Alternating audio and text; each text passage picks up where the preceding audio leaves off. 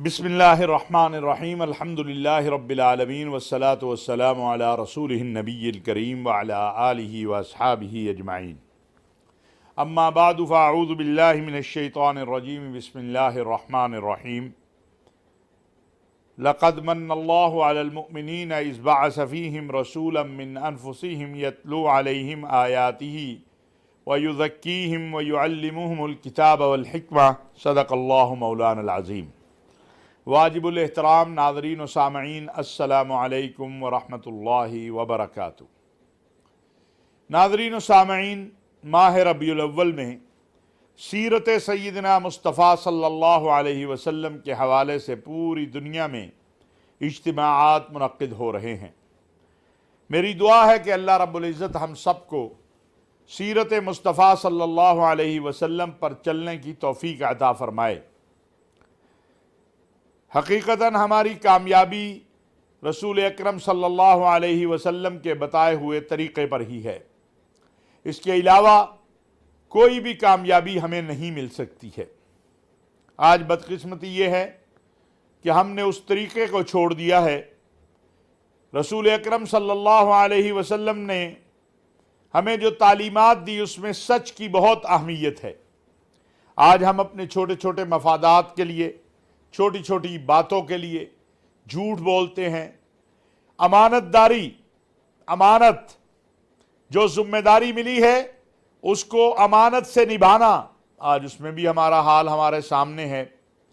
इन सारे हालात के अंदर मैं समझता हूँ कि इस मर्तबा वफाकी वजारत मजहबी उमूर ने जो आलमी सीरत कॉन्फ्रेंस का उन्वान इखलाकियात के हवाले से रखा, वो वक्त की ज़रूरत है।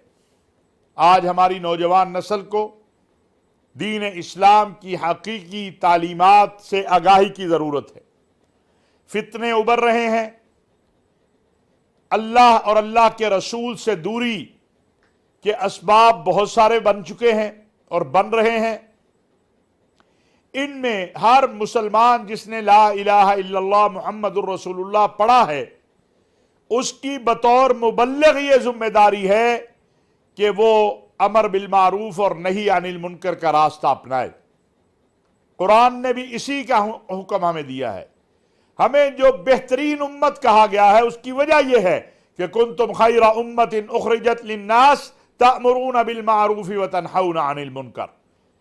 उसकी वजह यह है कि हमारी जिम्मेदारी है कि अपनी इस्लाह के साथ साथ लोगों की इस्लाह की फिक्र करना, अपने आप को अच्छाइयों की तरफ ले जाना, बुराइयों से रोकना और लोगों को भी अच्छाई और बुराई के दरमियान तमीज़ और लोगों को अच्छाई और बुराई के दरमियान का रास्ता जो है कि ये बुराई का रास्ता है, ये अच्छाई का रास्ता है, ये बताना।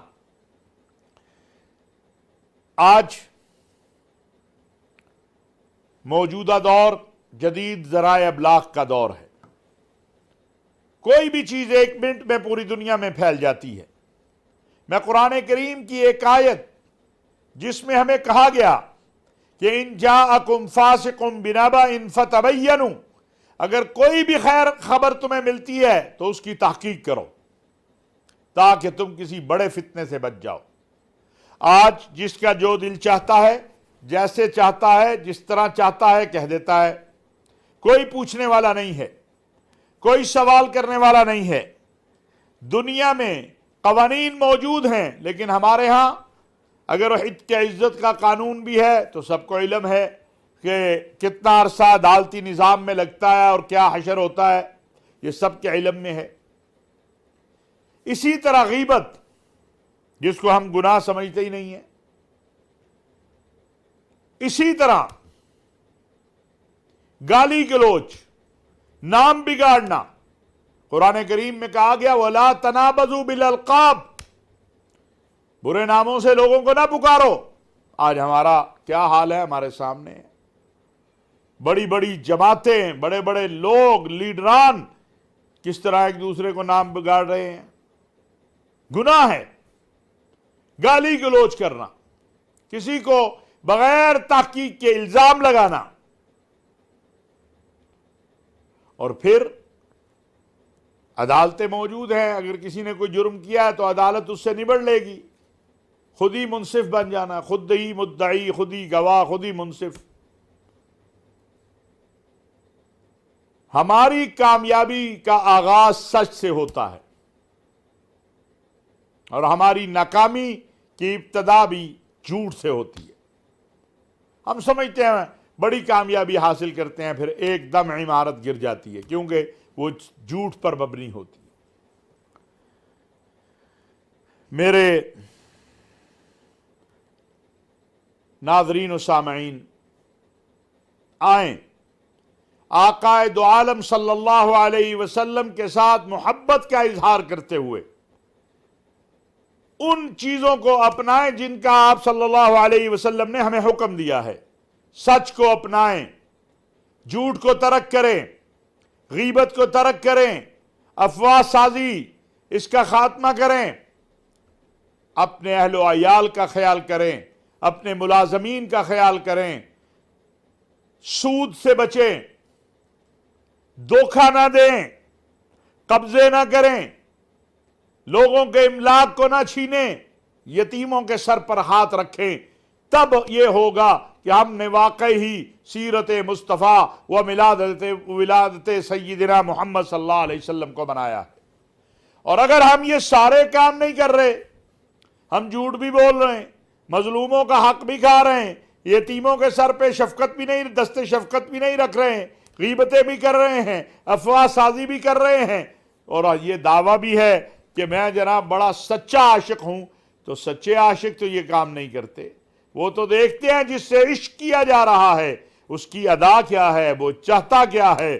وہ تو اس راستے پہ، جس راستے پہ محبوب گیا ہو، چاہے کانٹوں والا راستہ بھی ہو، اپنے آپ کو زخمی تو کر لیتے ہیں لیکن اس راستے سے ہٹتے نہیں ہیں. صحابہ اکرام رضوان اللہ علیہم اجمعین کی زندگی ہمارے سامنے ہے. ناظرین و سامعین، آج جہیز، میں آج یہ بات بہت ضروری سمجھتا ہوں کرنا، کہ جہیز نے ہمارے معاشرے کو اس وقت جکڑ رکھا ہے، رسم و رواج نے جکڑ رکھا ہے. لاکھوں، اگر کروڑوں نہیں تو لاکھوں ہماری بیٹیاں گھروں میں جہیز اور اس رسم و رواج کی وجہ سے بیٹھی ہوئی ہیں، شریعت میں جس کا کوئی جواز نہیں ہے. آج باپ آتا ہے سر نیچے کر کے کہ رشتہ تو اچھا ہے لیکن گاڑی مانگتے ہیں، رشتہ تو اچھا ہے گھر مانگتے ہیں، رشتہ تو اچھا ہے موٹر سائیکل مانگتے ہیں، رشتہ تو اچھا ہے پیسے مانگتے ہیں. میں بیٹیوں والوں سے بھی کہنا چاہتا ہوں کہ اللہ نے جس طرح تمہیں بیٹے دیے ہیں اسی طرح بیٹیاں دی ہیں. جو اللہ رزق بیٹوں کا دیتا ہے وہی اللہ رزق بیٹیوں کا بھی دیتا ہے. جو اللہ بیٹوں کا نصیب بنانے والا ہے وہی بیٹیوں کا نصیب بنانے والا ہے. اپنے کندھے اور سر نیچے کر کے نہیں بلکہ سینہ فخر سے اونچا کر کے جایا کرو کہ اللہ نے مجھے بیٹی دی ہے، کہ جس کے بارے میں اللہ نے قرآن میں کہا ہے وَإِذَا بُشِّرَ أَحَدُهُمْ بِالْأُنْثَى ظَلَّ وَجْهُهُ مُسْوَدًّا. جب ہم ان کو خوشخبری دیتے ہیں کہ بیٹی ہوئی ہے، بعض لوگ چہرے کالے کر لیتے ہیں. بیٹی کی آمد پر، بیٹی کی پیدائش پر چہروں کے اوپر غصہ لانے والے اور نحوست لانے والے، اللہ نے ان کو کس طرح مخاطب کیا ہے. کیوں؟ اس بیٹی کو جو عزت و عظمت میرے آقا علیہ الصلاۃ والسلام نے آ کے دی ہے، یہ نہ کبھی پہلے تھی نہ آقا علیہ الصلاۃ والسلام کے بعد کوئی اس عزت و عظمت کو. یعنی آپ تو آخری نبی ہیں، آپ کے بعد کوئی نبی نہیں آنا، لیکن آپ کے اس دنیا سے پردہ فرمانے کے بعد بھی کوئی اس کو ختم نہیں کر سکتا. اس پر ہمیں ایک مہم کی ضرورت ہے، کھڑے ہونے کی ضرورت ہے. قانون موجود ہے جہیز کے علاوہ سے، اس پر عمل درآمد کی ضرورت ہے، اور وفاقی اور صوبائی حکومتوں کو اس پر غور کرنا چاہیے. بیٹی کی تعلیم ہے، اس کی صحت ہے، اس کی طرف ہمیں توجہ کرنی چاہیے. آج جہالت کی انتہا ہے کہ بیٹیوں کو تعلیم سے روکا جاتا ہے، جبکہ رسول اللہ صلی اللہ علیہ وسلم کے اس دنیا سے پردہ فرمانے کے بعد خلفاء راشدین سیدہ طیبہ طاہرہ فاطمۃ الزہرا، سیدہ عائشہ صدیقہ، ان سب سے ازواج مطہرات امہات المؤمنین اور صحابیات سے رہنمائی لیتے رہے۔ عمر بن خطاب رضی اللہ تعالیٰ عنہ جیسا جلیل القدر خلیفۃ المسلمین، پوری دنیا کا حاکم بھی اما عائشہ صدیقہ سے دینی امور میں رہنمائی لیتا ہے۔ پتہ چلا کہ اسلام نے بیٹیوں کو تعلیم سے نہیں روکا ہے۔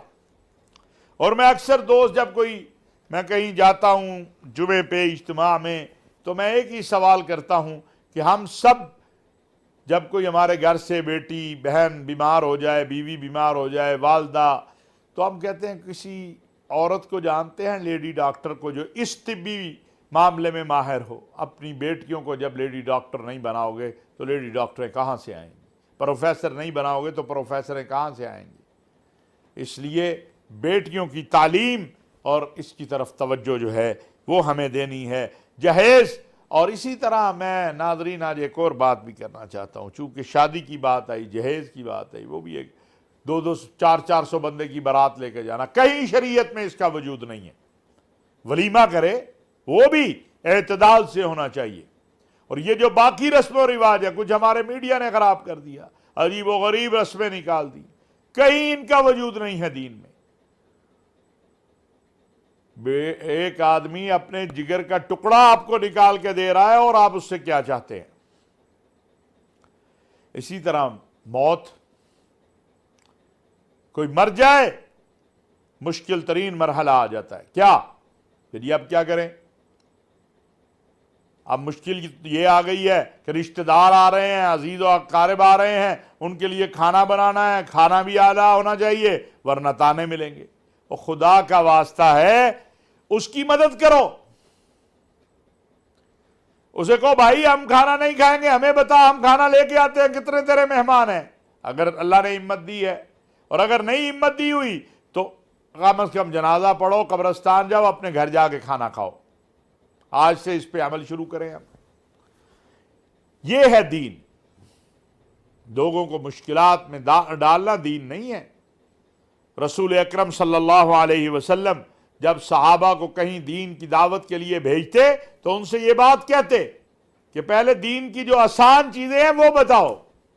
اور واقعی دین تو ہے ہی آسان، الدین یسر لیس عسر، دین تو آسانی کا نام ہے، مشکلات کا نام نہیں ہے۔ اور اس مرتبہ جیسے میں نے عرض کیا، ہماری وفاقی وزارت مذہبی امور نے اور اس میں بڑی محنت کی، اور ہمارے لیے اس لیے بھی خوشی اور راحت کی بات تھی کہ وزیر اعظم اسلامی جمہوریہ پاکستان محترم المقام جناب میاں شہباز شریف صاحب کی ہدایت پہ اس کانفرنس میں اس سال مہمان خصوصی رابطہ عالم اسلامی کے سیکرٹری جنرل، جو کہ عالمی مسلمانوں کی ایک منظم تنظیم ہے، ڈاکٹر محمد بن عبد الکریم العیسیٰ، وہ تشریف لائے تھے۔ انہوں نے بھی اسی موضوع پہ بات کی۔ انہوں نے وزیر اعظم صاحب سے ملاقات کی، انہوں نے صدر سے ملاقات کی، صدر پاکستان نے ان کو ہلال پاکستان بھی عطا کیا تمغہ، انہوں نے محترم سپہ سالار جنرل قمر جاوید باجوہ صاحب سے ملاقات کی، وزیر اعلیٰ پنجاب میاں شہباز شریف صاحب سے، گورنر پنجاب جناب بلیغ الرحمان صاحب سے، پاکستان علماء کونسل کے زیر اہتمام ایک اقلیتوں کے حقوق کے حوالے سے جو ہے ایک استقبالیہ کہہ لیں، سیمینار کہہ لیں، اس میں شرکت کی، اور اس میں جو باتیں کی، جو میں آپ سے باتیں عرض کر رہا ہوں، اسی باتوں کا تسلسل ہے جس میں انہوں نے کہا کہ ہر شخص کو مذہبی آزادی حاصل ہے۔ پاکستان کا آئین اور دستور بھی یہی کہتا ہے، اسلام بھی یہی کہتا ہے کہ میری مذہبی آزادی جو ہے وہ مجھے حاصل ہے، لیکن میں دوسرے کی مذہبی آزادی میں مداخلت نہ کروں۔ جسے کہتے ہیں اپنا مسلک چھوڑو نہیں، دوسرے کے مسلک کو چھیڑو نہیں۔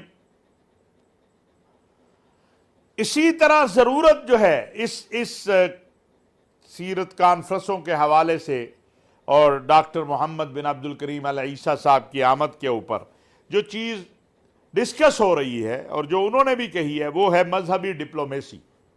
یہ بہت زبردست بات سامنے آئی کہ ہم جو دنیا میں مختلف مذاہب کے ماننے والے ہیں، جو دنیا میں مختلف مذاہب سے قریب ہیں، ہم ان کو قریب لے کر آئیں، مکالمہ کریں، مجادلہ نہیں۔ اور وہ بنیاد قرآن نے ہمیں دی ہے کہ لکم دینکم ولی دین، تمہارے لیے تمہارا دین، ہمارے لیے ہمارا دین۔ ہم یہ نہیں کہہ رہے کسی کو کہ تم طاقت کی بنیاد کے اوپر، نہ اسلام اس کا قائل ہے کہ طاقت کی بنیاد کے اوپر کسی کو مسلمان بنایا جائے۔ جس طرح طاقت جبر کی بنیاد پہ شادی درست نہیں، اسلام اس کا قائل ہی نہیں ہے۔ اس پر بھی بات ہوئی، پاک سعودی عرب تعلقات کے حوالے سے بھی بات ہوئی۔ حقیقت یہ ہے کہ پاکستان اور سعودی عرب کے جو تعلقات ہیں وہ لازوال ہیں۔ یہ بات ہر کسی کو معلوم ہونی چاہیے کہ پاکستان سعودی عرب سے اور سعودی عرب پاکستان سے محبت کرتا ہے۔ نہ کبھی سعودی عرب نے پاکستان کو تنہا چھوڑا ہے، نہ پاکستان نے سعودی عرب کو تنہا چھوڑا ہے۔ ہمیں اس سے غرض نہیں دنیا کی سیاست کیا کہتی ہے، ہمیں اس سے غرض ہے کہ وہاں بیت اللہ ہے، وہاں مسجد نبوی ہے، وہاں ہمارے مقدسات ہیں، وہاں روضۃ الرسول صلی اللہ علیہ وسلم ہے۔ ہمیں اس سے غرض ہے کہ سعودی عرب سے ہمارے دین کے تعلقات ہیں، ہمارے دین کے تعلقات ہیں۔ اور سعودی عرب کے ولی عہد امیر محمد بن سلمان انشاءاللہ جلد پاکستان آئیں گے، ان تعلقات میں مزید قوت پیدا ہوگی۔ ہمیں آگے بڑھنا ہے، امداد اور قرض اس سے باہر نکل کے تجارت، معیشت کا استحکام، انویسٹمنٹ، اس کی طرف جانا ہے۔ لیکن ان سب کے باوجود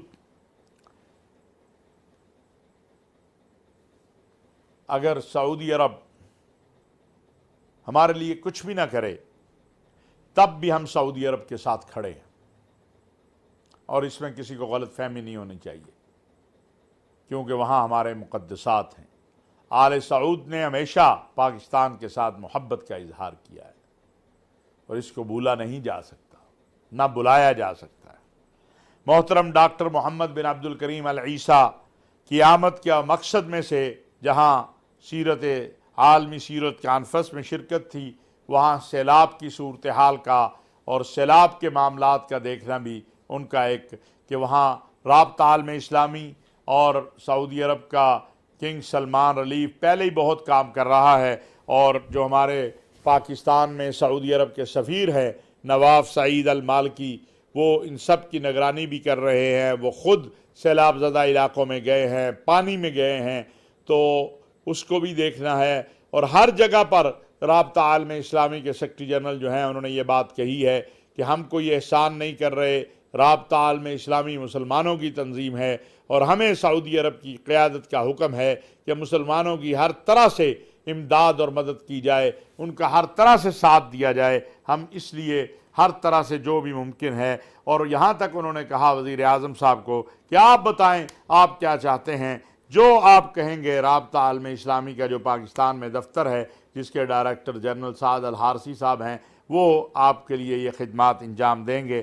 ان کے اعزاز میں سینیٹر طلحہ محمود صاحب نے بھی بہت بڑا عشائیہ دیا، جس میں بھی تمام مسالک کے لوگ شامل تھے، سیاستدان شامل تھے۔ پاکستان علماء کونسل نے تمام مذاہب اور مکاتب فکر کے لوگوں کو بلایا تھا، اور انشاءاللہ آج وہ بادشاہی مسجد لاہور میں جمعہ کا خطبہ بھی دیں گے، اور اس کے بعد روانہ ہو جائیں گے۔ یاد رکھیے ایک بات میں آخر میں جاتے جاتے کہنا چاہتا ہوں کہ پاکستان کے لیے ایک بہت بڑا اعزاز ہے کہ جو ورلڈ کپ ہو رہا ہے فٹ بال کا قطر میں، اس پہ میں نے پہلے بھی بات کی تھی، اس کے لیے قطر کی حکومت نے، قطر کے امیر نے پاکستان کی حکومت کے ساتھ، پاکستان کے سپہ سالار کے ساتھ رابطہ کیا، اور کہا کہ قطر میں ہونے والے فٹ بال کی سیکورٹی پاکستان کی اگر فوج سنبھالے تو ہمیں خوشی ہوگی۔ یہ بہت بڑا اعزاز ہے۔ ہمارا ایک بردر اسلامی ملک جس نے ہمیشہ پاکستان کا ساتھ دیا، پاکستان سے اس وقت اس نے جو توقع کی ہے ہم انشاءاللہ اس کو پورا کریں گے۔ اور جہاں تک سوات کی بات ہے، وہاں فوج نے امن سول انتظامیہ کر کے سول انتظامیہ کے حوالے کر دیا تھا سوات۔ اگر وہاں کو گڑبڑ ہو رہی ہے تو پہلے تو سول انتظامیہ کو پوچھنا چاہیے کہ یہ کیوں ہوئی ہے۔ انشاءاللہ سوات کا امن بھی بحال ہے اور بحال ہوگا، پاکستان کا امن بھی بحال ہے۔ جہاں ضرورت ہو پاک فوج، ملک کے سلامتی کے ادارے ہر جگہ پوری قوت کے ساتھ موجود ہیں اور کسی کو یہ حق نہیں دیں گے کہ وہ تخریب کر سکے۔ وما علینا الا البلاغ المبین۔